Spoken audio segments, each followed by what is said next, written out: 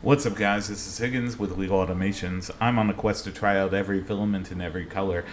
And on today's episode, we're taking a deep dive into Overture's PETG in Space Gray. So one of the things I'm not a huge fan of this older Overture's PETG is the fact that they put this sticker seal on the seal where you would open it. So I know that they are in the process of changing some things over there. And it looks like that this is one of those minor little inconveniences that they might be rectifying. I'm hoping to see more like I had on the digital blue a little bit sooner. Anyway, one of the things I do love is the fact that it's a Mylar bag with these Ziploc tabs that, you know, if you're in a pinch and you need storage, you can utilize these. They're absolutely reusable. I have my own storage system, so that's why I'm a little more cavalier with how I open those. Anyway, this is a space gray. It's nice shiny gray, and we're going to see how it prints. So I'm going to go ahead and put this in the filament dryer because here at Legal Automations we always dry our filament, and I'll see you back here for the benchy. Alright, so if you're new here, we always start out by printing a benchy in the generic filament settings, in this case generic PETG, in Bamboo Studio. This should take a little over an hour. It gives us a good baseline to kind of compare with other filaments in similar hues and colors. Alright, so these are the test prints. As you know, we started out by printing that generic benchy. This one looks pretty good.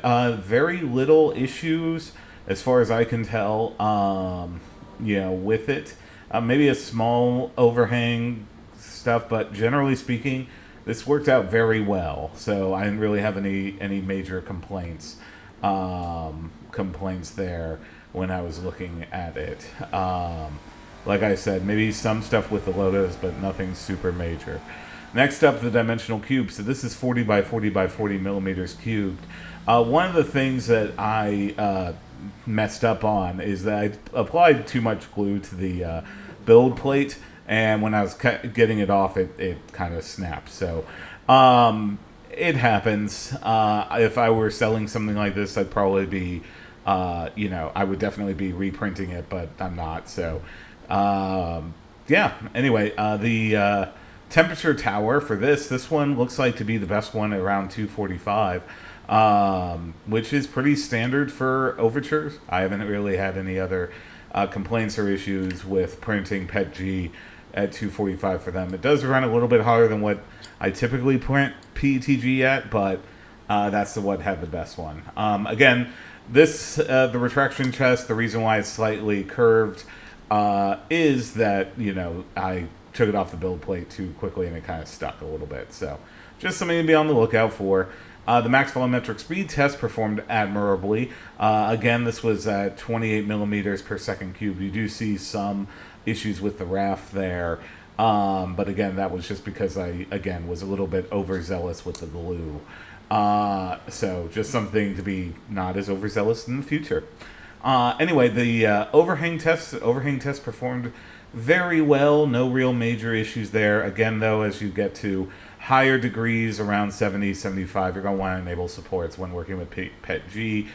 The reason being, especially if you need something with good tolerances or very tight tolerances and highly detailed, you're going to want to make sure that you can enable those. Next up, the settings got dialed in and we reprinted the benchy. Overall, I'd say that this was pretty good. No stringing. We were able to address some of the overhangs. Again, it looks relatively similar with the generic one. But over at Amazon, you can pick this up currently under $18, which is pretty good for filament, for a kilogram of filament, especially if you're looking for that gray color. Overall, my thoughts are, I think that this is a pretty good gray, especially if you need that kind of shiny, silvery-esque gray. Now, I think Overture does make a couple of different hues of gray, so I'm looking forward to reviewing those in the future. Anyway, this has been Overture's PETG in Space Gray. If you happen to like this type of content, be sure to like, comment, subscribe, share with your friends, do all the nice YouTube things, ring that bell, whatever else YouTube is promoting now. I'm a relatively new YouTuber, so I'd really appreciate the like, subscribe, and all that stuff. So Anyway, this has been Higgins with Legal Automations. Be kind to each other. Print all the stuff. And I'm hoping to see you back here at the next full review. And y'all take care. Thanks.